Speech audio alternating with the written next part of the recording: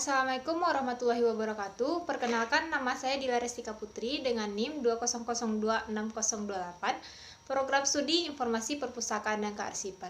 Baiklah, video ini saya buat untuk memenuhi tugas ujian akhir semester mata kuliah Preservasi dan Konservasi dengan dosen pengampu Ibu Desriani Estos MIKOM. Yang mana saya akan membahas dua materi. Yang pertama, materi perbaikan bahan pustaka, dan yang kedua, materi sistem penjilitan. Pada materi 1, perbaikan bahan pustaka, saya akan membahas 3 masalah. Yang pertama, prinsip perbaikan bahan pustaka. Yang kedua, metode perbaikan bahan pustaka. Dan yang ketiga, yaitu prosedur perbaikan bahan pustaka. 1. Prinsip perbaikan bahan pustaka. Perbaikan bahan pustaka disebut juga dengan restorasi. Restorasi ini dilakukan untuk memperpanjang umur bahan perpustakaan yang telah mengalami kerusakan dengan memperbaiki tampilan dari fisik dokumen tersebut. Pada dasarnya, prinsip dari perbaikan bahan perpustakaan yaitu untuk melindungi bahan perpustakaan dari kerusakan berbagai sumber agar bahan perpustakaan tersebut masih dapat digunakan oleh banyak orang. Yang kedua, metode perbaikan bahan pustaka. Terdapat 6 metode. Yang pertama, menambal. Kegiatan menambal dapat menggunakan tisu Jepang, kertas handmade, bubur kertas, atau tisu berperekat. Yang kedua, menyambung. Menyambung merupakan kegiatan merekatkan kembali bagian kertas yang sobek dengan menggunakan tisu Jepang atau kertas handmade. Yang ketiga, lining. Lining merupakan kegiatan memperkuat bahan pustaka dengan cara pelapisan bagian belakang bahan pustaka tersebut. Yang keempat, laminasi. Laminasi merupakan perbaikan bahan pustaka dengan kertas khusus agar bahan pustaka tersebut menjadi lebih awet. Proses laminasi biasanya digunakan untuk kertas-kertas yang sudah tidak bisa diperbaiki lagi dengan cara menambal, menjilid, atau menyambung. Yang kelima, enkapsulasi. Enkapsulasi merupakan kegiatan perbaikan bahan pustaka dengan cara dilapisi dan direkatkan menggunakan double tape. Yang ketiga, perbaikan jilidan.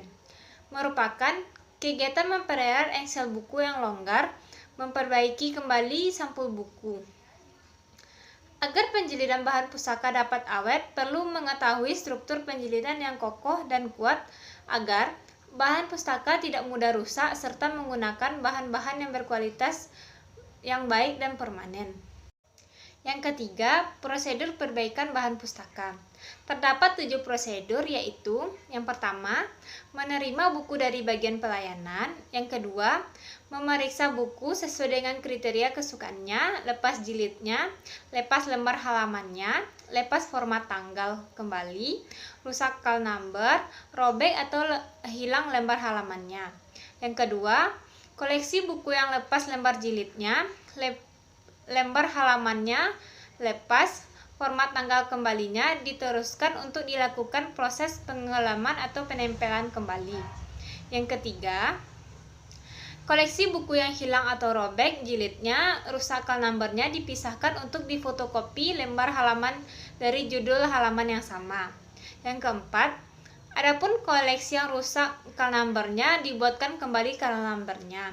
Yang kelima, selesai membuat call number dan selesai memfotokopi lembar, dilanjutkan dengan proses penempelan atau pengeleman kembali call number dan lembar halaman yang hilang tersebut. Yang ketujuh, membuat berita acara dan lampiran. Materi kedua yang akan saya bahas yaitu materi sistem penjilitan. Pada materi ini saya akan membahas 5 topik masalah. Yang pertama, pengertian penjilidan. Yang kedua, tujuannya. Yang ketiga, bahan yang digunakan. Yang keempat, jenis-jenis dari penjilitan itu. Yang kelima, proses penjilitan. 1. Pengertian penjilitan. Menurut Kamus Bahasa Indonesia, penjilitan yaitu menyusun, merangkai, merangkaikan, dan menjahit sebuah koleksi sehingga berbentuk sebuah buku. Pada dasarnya, penjilitan yaitu proses menyatukan rangkaian kertas-kertas secara berurutan ke dalam bentuk buku. Yang kedua, tujuan penjilitan. Tujuan utama penjilitan di perpustakaan adalah untuk melestarikan bahan perpustakaan agar dalam keadaan utuh dan terhindar dari kerusakan fisik, guna untuk menunjang fungsi perpustakaan dalam melaksanakan layanan perpustakaan. Tujuan dari Tujuan lain dari penjilitan yaitu satu, mempertahankan dan melindungi bentuk fisik buku. Yang kedua, mempertahankan dan melindungi kandungan informasi yang terdapat di dalamnya. Yang ketiga, memudahkan penggunaan bahan perpustakaan seperti bahan perpustakaan tersebut mudah untuk dibolak-balik. Yang ketiga, bahan penjilitan. Terdapat 6 bahan yang digunakan pada saat penjilitan. Yang pertama, kertas Conqueror. Kertas ini mengandung sedikit kandungan zat asam atau pH-nya di atas 7, sehingga sering digunakan untuk bahan pelapis atau pelindung kertas yang kandungan informasinya bernilai tinggi, seperti pada koleksi buku langka, surat kabar, gambar, dan foto-foto langka. Yang kedua, kertas kissing. Kertas kissing seperti pembungkus semen mempunyai pH agak rendah, kurang dari 7, sehingga dianjurkan untuk melapisi koleksi yang mempunyai kandungan informasi yang bernilai tinggi, karena sifat asamnya bisa menular ke koleksi tersebut. Kertas ini dapat digunakan sebagai pelapis sampul atau cover pada koleksi surat kabar. Yang ketiga, kertas board. Board ini digunakan dan dipersiapkan untuk penjilitan dengan kualitas yang baik, maka tidak ada masalah dalam penggunaan dan pengelemannya. Keempat, kertas millboard. Bahan kertas ini board yang bebas asam, warna abu-abu dan sangat kuat dan serta tahan lama. Biasanya digunakan untuk menjilid bahan kulit dan pembuatan box. Yang kelima, kertas marmer. Kertas marmer ini biasanya digunakan untuk melapisi corak cover buku agar lebih menarik dan bervariasi. Bentuk kertas yang bercorak bunga-bunga atau lukisan tangan yang dibuat secara handmade, sehingga menciptakan corak yang lebih artistik dan menarik. Yang keenam yaitu bukram dan linen. Biasanya dipakai untuk bahan cover atau penutup sampul, buku, majalah, dan kotak. Warnanya bermacam-macam. Bukram merupakan produk impor yang lebih kuat dan mahal, sedangkan linen merupakan produk lokal. Yang keempat, jenis-jenis penjilitan. Terdapat 7 jenis penjilitan. Yang pertama, jilid hardcover. Jenis jilitan ini covernya dibuat dari bahan kardus khusus, terkesan kaku dan tebal sehingga hasil jilitan lebih awet. Yang kedua, jilid soft cover. Jenis jilitan yang covernya ringan dan tipis. Yang ketiga, jilid kaye. Jilitan ini cocok untuk halaman sedikit. Yang keempat, jilid dengan tanda. Jilitan ini memperhatikan tanda pada bahan pustaka yang akan dijilid. Yang kelima, jilid lem panggung. Biasanya digunakan untuk buku novel atau buku ajar. Kelemahan jilid ini tidak bisa dibuka rata. Yang keenam, jilid spiral. Jilid spiral dibagi 2 macam, yaitu spiral plastik dan spiral kawat. Yang ketujuh, jilid lakban. Jilid lakban ini biasanya digunakan untuk makalah, laporan, dan diktat. Kelemahan jilid ini adalah bahan pustaka tidak dapat dibuka rata, sukar difotokopi. Proses penjilitan. Pada video ini saya akan menjilid buku dengan jilid lakban.